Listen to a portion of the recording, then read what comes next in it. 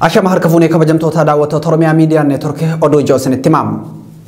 Itoophiyaatti qaala'insi jireenyaa haala mudhatee hin beekneen hammaachuun sadarkaa to'annoon ala bahutti cehaa jiraachuun ibsame. Baatii muddee darbee qaala'insi jireenyaa biyyattii giddu galaana gara harka 35tti ol guddachuu kan mul'isu ragaan ejensi staatiksii giddu galeessaa daballiin gatii nyaataa irratti mul'ate gara harka 41.6tti guddachuu argisiiseera. Tarkaanfiin qabatamaan haala kana jijjiiruu atantamaan fudhatamuu baannaan qaala'insi jireenyaa biyyattii mudatee jiru dinagdee Itoophiyaa dhibee irraa bayyanachuu hin dandeenye irraa buusuu malaan yaada ogeeyyii dinagdeeti. Rakkoon siyaasaa Itoophiyaa waraana Tigraay qofa akka ta'etti warra lixaatiin fudhatamuun dogongora guddaadha jedhan qondaallee duraanii ODP Dr. Milkeessaa Miidhagam. Rakkoon siyaasaa Itoophiyaa jabaan waadaa Oromiyaa nyaachuu Abiy Ahmad irraa eegala jedhu Dr. Barruu beekamaa Foreign Policy jedhamu irratti gumaachaniin. Lolli humnoota Tigraay fi naannoo Affaar gidduutti eegale jabaatee itti fufeetii jira. Naannoon Tigraay haleellaa ofirraa qolachuu malee kaayyoo Affaar weeraruu hin qabnu jedheetii jira. Lolli akka haaraatti humnoota Tigraay fi humnoota mootummaa naannoo Affaar kan waraana biltsiginnaatiin deeggaramu gidduutti taasifamaa jiru jabaateem humnoonni Tigraay naannoo Affaar keessatti aanota dabalataa qabachuu isaanii dhaga'ameetii jira.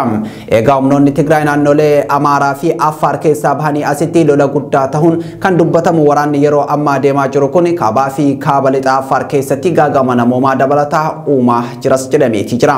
Naannoon Tigraay dhimmicha irratti ibsa baaseen haleellaa ofirraa qolachuu malee kaayyoo lafa Affaar weeraruu hin qabnu yoo jedhu mootummaan naannoo Affaar gama isaatiin magaalonni hedduun humnoota Tigraay weeraramaa jiru jechuun himataa jira. Mootummaan Abiy Ahmad humnoota Tigraay waliin mari'achuu akka fedhu maddi oduu Associated Press gabaase. Saba himaan kun dura taa'aa garee hawaasa diaasporaa tokko marii sa'aatii dheeraa Abiy Ahmad waliin godheen booda natti hime jechuun akka gabaasetti waraana ji'oota 15 booda bulchaan Itoophiyaa mariif fedha argisiiseera. Gaagama namoomaa akkuma addunyaattuu isa hammaataa ta'e kan yeroo amma Tigraay keessatti mul'atuu fi rakkoo Itoophiyaatti xumura gochuuf hawaasni addunyaa marii araaraaf dhiibbaa walirraa hin cinne gochaa ture.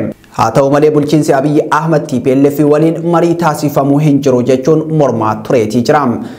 Ammas yaada kana simachuu isaa ifatti hin beeksifne.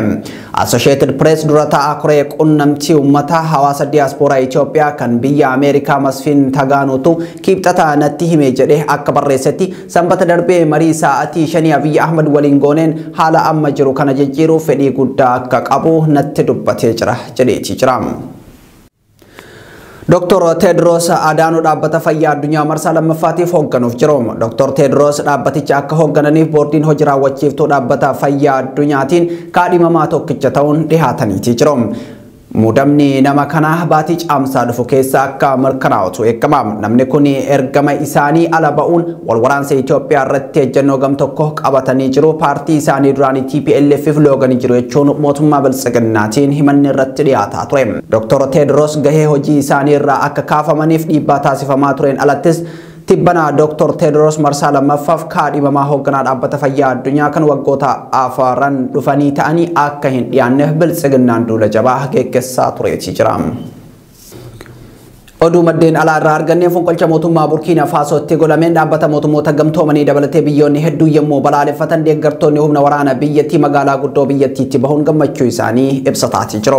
Garee Patriotic Movement for Safeguard and Restoration jedhamu kan Leetinant Koloneel Paul Henry Sandaagoon durfamu pirezidaantii biyyattii Roch Kaboree aangoo irraa humnaan fonqolchuu isaanii hordofee lakkoofsi bulchitoota biyyoota Afrikaa lixaa kan waggoota dhiyoos humnaan aangoo irraa kaafamanii 4 caalu dubbatama.